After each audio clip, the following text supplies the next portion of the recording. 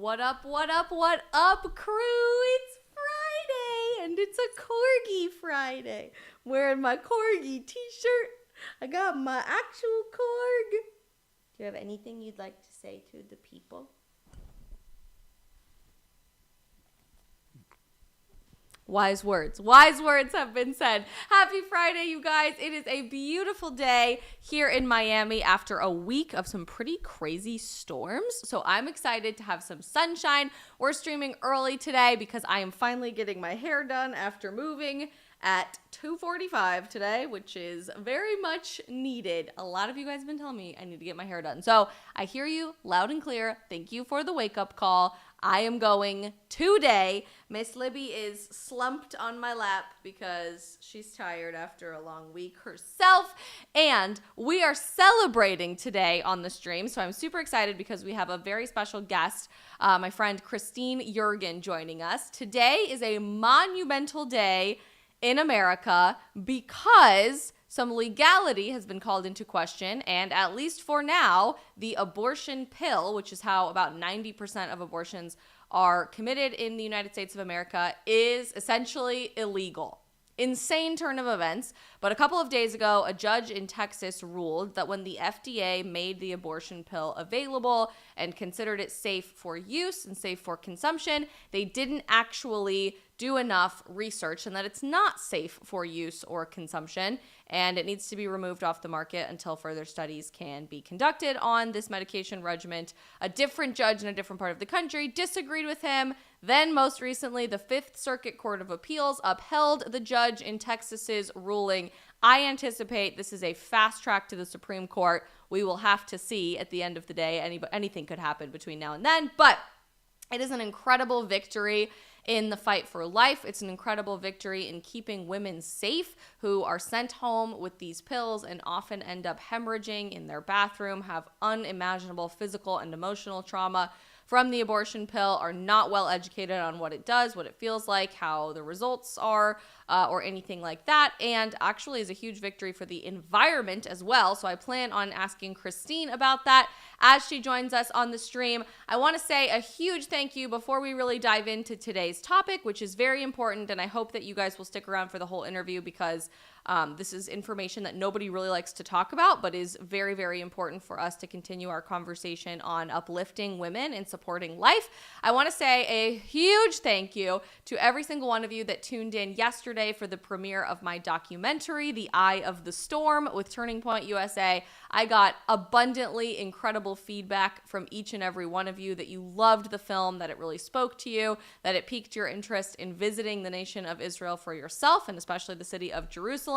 I have spent so long working on this project and marketing it and putting it all together, and just to see it come to life and see it rolled out as an actual film at this point is such a blessing, and I am so overwhelmingly grateful to have had the opportunity to make the film, to show it to you, and I'm very glad that you guys all got a chance to love it yourself. I also want to say a huge shout out to our amazing sponsor for today's episode, our friends over at Public Square. We love you, Public Square. If you guys are new here, especially after the documentary yesterday, you need to be checking out Public Square. It is an online marketplace of tens of thousands of small businesses that share your values. Pro-America, pro-freedom, pro-family, pro-faith, pro-Korg.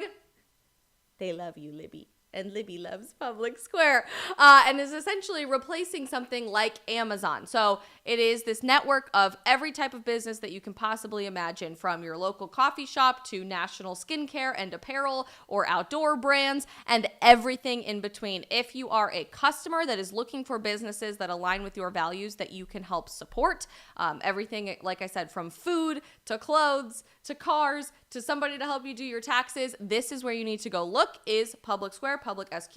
If you are a small business owner or a large business owner or own any type of business ever under the sun, your business needs to be listed on Public Square, Public SQ. So I'll drop the link in the live chat right now for how you can add your business to Public Square. So many of you guys already have and have told me that your business has exploded since you did. So I'm very glad that you've done that. But you can download the Public Square app on the App Store, Public SQ, or on Google Play, or just go to the website publicsq.com. Gosh, we love Public Square. If you guys didn't get a chance to already watch my documentary yesterday, please feel free to go do so. I'm re-uploading it as its own standalone video across platforms today, so you don't have to go back and rewatch my whole intro into it and like the actual live stream part. You can just watch the film and share that with other people in your life. I would very much appreciate it, just to get the word out there as a grassroots independent film with Turning Point USA that isn't owned by like a major streaming service or anything like that. So thank you guys so much for your help in doing that. And without further ado, I would love to welcome our amazing friend, Christine Yeargin, into the stream. Christine, my favorite person. I say it every time that you come on, but it's true. I love you so much. I met you through Turning Point USA, and now we've been doing some work together for the last few years with Students for Life of America, and you have a podcast over there, which has been phenomenal with an amazing lineup of guests. I am super glad that you are here on the live stream today because today is a big day in America. Some heads are rolling over at Planned Parenthood and some other abortion lobby organizations. What is going on this week, and what do we need to know about it right out the gate? Sure. So I want to, before we jump into all of that, first of all, thank you for having me on. But also I want to say that I watched The Eye of the Storm last night with my son, your new documentary that came out, and you're the producer and director and everything else with that in Israel. And it was so good, so amazing. If you guys haven't watched it, you need to watch it because I absolutely loved it. So I want to do that plug really quick. I wanted to watch it before so I could give like real commentary and like say how I actually really enjoyed it. And I love the different perspectives that you got. But regarding the abortion pill, so on Good Friday, essentially, the FDA revoked the approval of mifepristone. Mifepristone is the first pill in the abortion pill regimen. There's two pills, mifepristone and misoprostol. And so they revoked it because it had been approved for 20 years. And what they said essentially was the approval was rushed and that it was essentially a faulty approval. So they said, we're banning it effective in 7 days because there needs to be more studies done on this. We need to know the effects of what happens to women on this. And on that same day, it gets kind of messy because on that same day in Washington, there's another judge who said this bill should be allowed, pill should be allowed. Mm-hmm. It's safe. It's just as safe as ibuprofen, which we know that is not true. And so this creates kind of a weird, funky space because there's two judges ruling two different things. And then just the other day, I wrote this down because there's a few different things that are going on with it. Just the other day, the Fifth Circuit Court semi-sided with that original judge's ruling. Yeah. It's not a full win for the pro-life movement because it's not a full-out ban, but it is siding with the pro-life movement, which is amazing. And so they're restricting it instead of banning it. And they're saying pharmacies like Walgreens and CVS cannot dispense it. If you remember recently, Walgreens, CVS just started dispensing it. So they can no longer do that right now. The manufacturers have to cease making the pill as of Friday, today, which is amazing. You can no longer get it by mail. No more abortion by mail, which is completely unsafe in the first place because a doctor is not. If you're talking to a doctor like I'm talking to you, over the screen, they can't do an ultrasound. They can't tell if that's an ectopic pregnancy. And if you take the abortion pill and you have an ectopic pregnancy, then it can kill you. Not just your baby, but it can confirm that you're pregnant in the first place, to my understanding. Oh, totally. Yeah. And a lot of times that's not the case. People will stock up on these medications and just keep them for whatever reason. It also says that you have to have 3 in-person visits, which used to be the case, but the FDA had suspended that. And now this one is really amazing.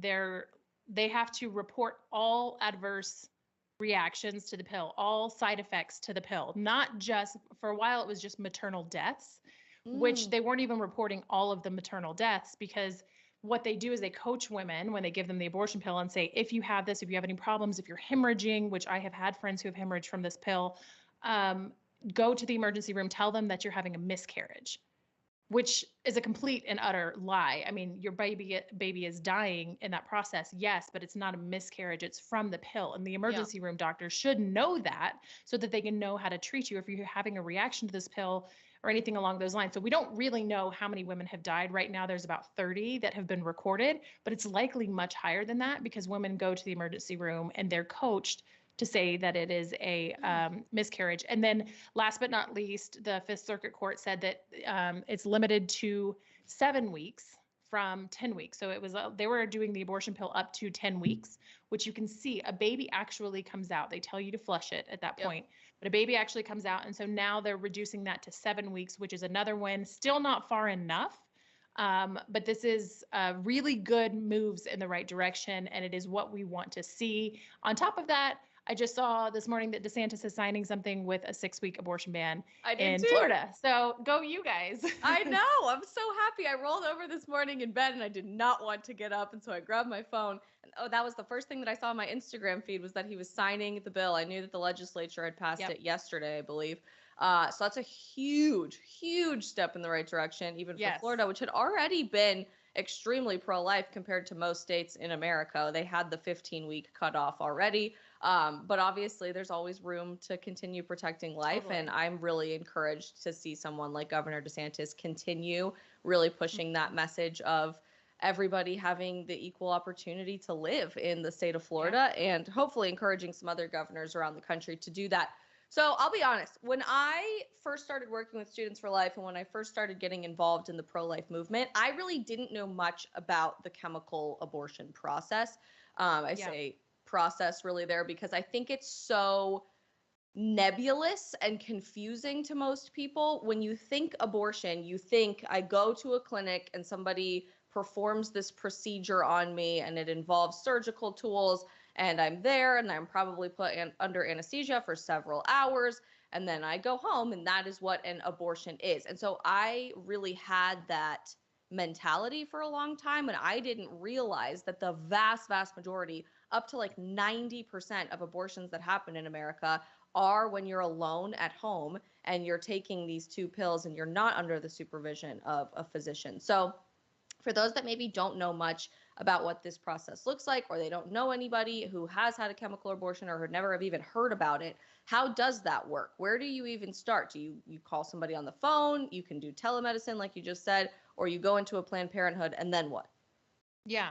So it depends. I mean, if we're talking pre these court cases, because obviously that's like kind of changing some stuff right now. So we'll talk as if the court cases don't exist because that is brand new. So basically women could get get the abortion pill via the phone or telemedicine. They could go on and say, you know, I'm pregnant, I need this. They're asked a few questions and then they mail it to their house, which is completely unsafe.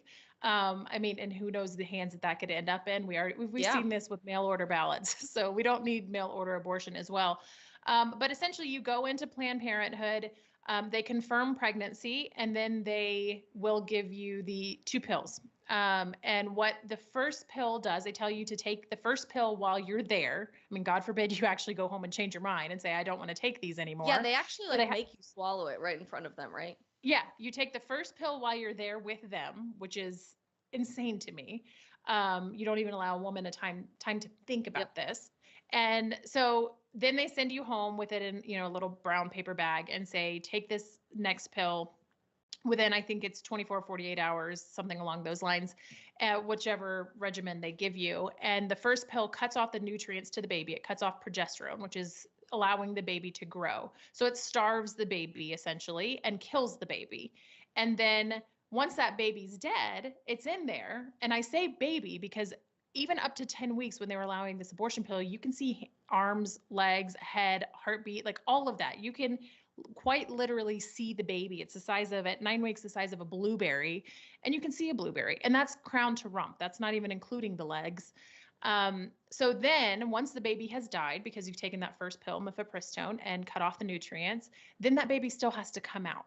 So that's what the second pill does. The second pill expels the baby from the woman's body, and it comes out, and they usually coach you to flush it down the toilet, because if you don't, there will be clumps that come out.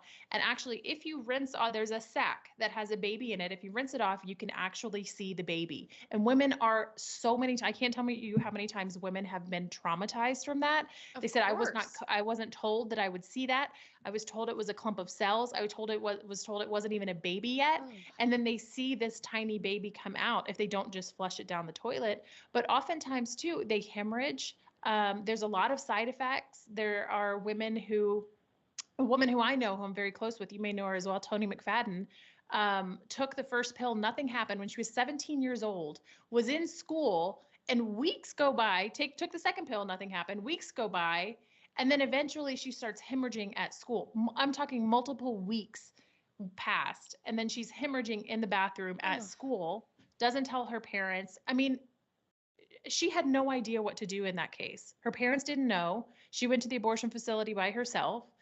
And then she could have died on that bathroom floor. I mean, it's just unbelievable. And when you call Planned Parenthood and when you call the abortion industry, they say go to the emergency room. Yep. Essentially, you're their problem now. We're not going to help you anymore. We don't want you to come back here. Go to the emergency room, tell them you're miscarrying, tell them that you are having issues, and let them deal with you. They don't actually care about women. So this abortion pill, not only does it kill the baby, so we know it's not safe. It is not as safe as ibuprofen, but it has killed women before too.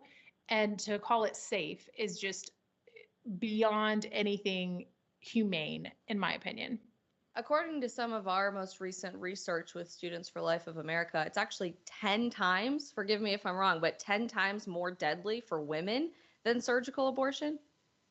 Yeah, actually, surgical abortion is safer. I don't actually know like the full science behind that, but a surgical abortion is safer than the abortion pill, which is problematic because So that's we're not safe telling women either. this is safer, just as safe as taking a Tylenol.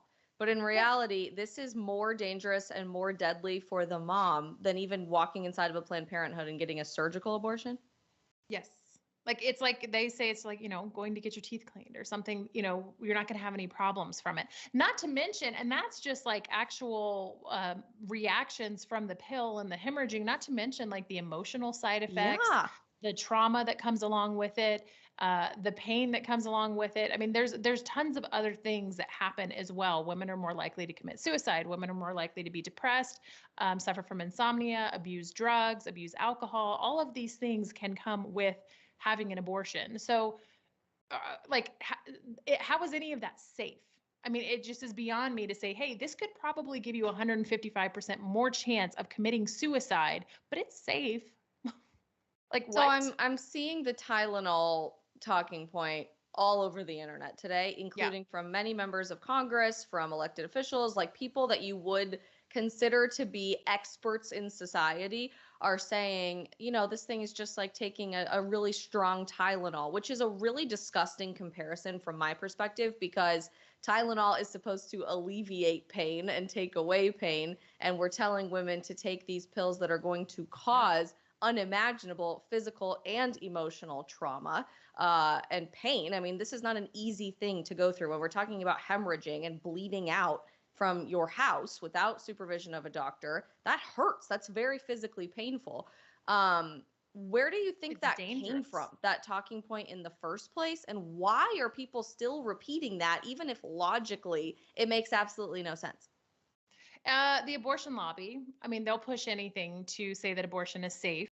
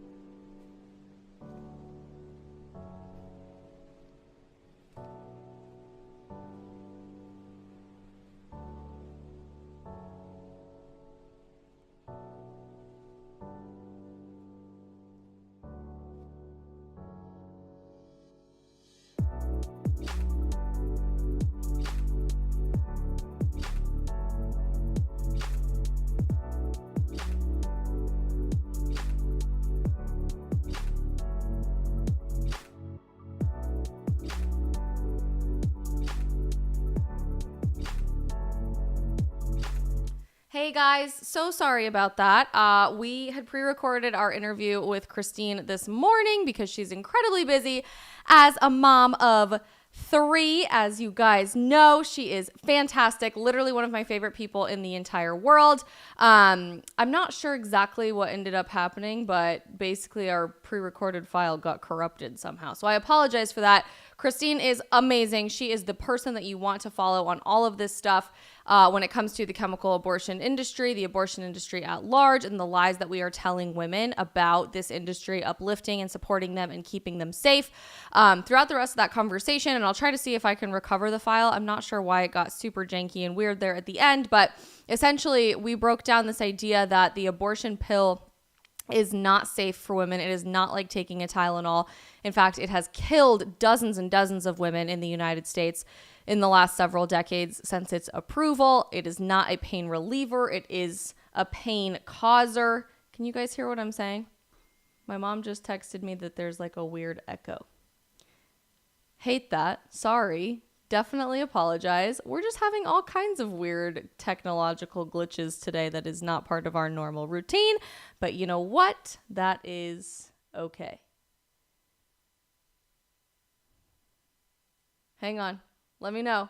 Drop in the chat if you can hear okay normally. Somebody has audio but no video. Some say it's all good. You know what, guys? It's Friday. Let's just call it a day. I'm posting a lot of videos. I'll post a native video across platforms later this afternoon about what to expect from the abortion pill illegality and this particular court case. If you're having some tech issues on your end, you're saying, yeah, it's Friday. Amen to that. Story of my life. So since it's Friday, let's just call it a day. It's a-okay. Nothing wrong with that. We all have days like that. Thank you so much for all of you who watched my documentary yesterday. We will try to get Christine back on Monday and break all of this down. I'll shoot her a text and see if she can jump on actually live with her schedule on Monday. Much love to each and every one of you. Thank you guys so much for tuning in. Hit that subscribe or follow button wherever you are across platforms. Thanks for rolling with us for an early stream time today, and I will see you guys back at our regular time Monday at 3 p.m. Eastern. Thanks.